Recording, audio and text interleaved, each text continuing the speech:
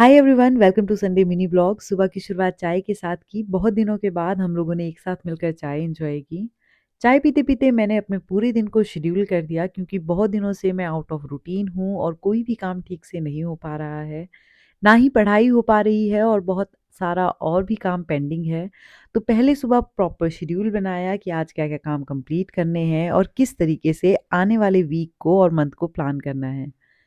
फिर लग गई थी खाना बनाने की तैयारी करने, और आज खाने में मैं स्पेशल डोसा बनाने वाली थी, क्योंकि आज है संडे और संडे को हमारे घर पर मेनली स्पेशल ही चीज़ें बनती है, क्योंकि इस दिन सब लोग एक साथ मिलकर खाना खाते हैं। ना कोई जल्दी होती है, ना कहीं जाने की जल्दी, ना कहीं से आने की जल्दी। आराम से बैठकर खाना सब लोग एक साथ एंजॉय करते हैं। यहाँ पर मैंने बैटर तैयार कर लिया था, ग्राइंड कर लिया था।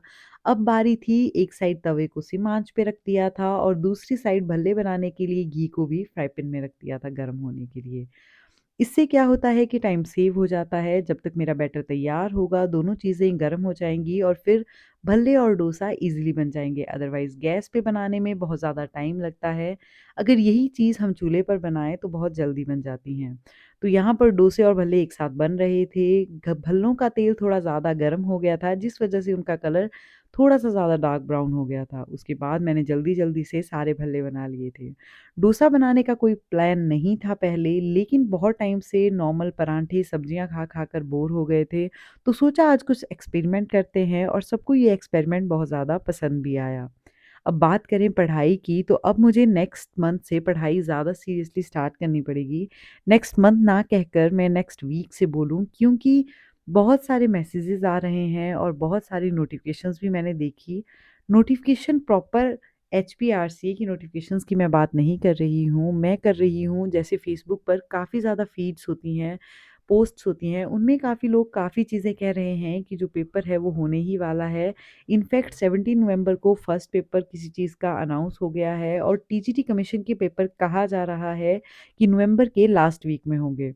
और नवंबर के लास्ट वीक में अगर ये पेपर होते हैं, तो दैट मीन्स हमारे पास 1 महीने से भी कम टाइम है, और ये टाइम मैं नहीं वेस्ट करना चाहती और फुल ऑन डेडिकेशन के साथ पढ़ाई करना चाहती हूँ।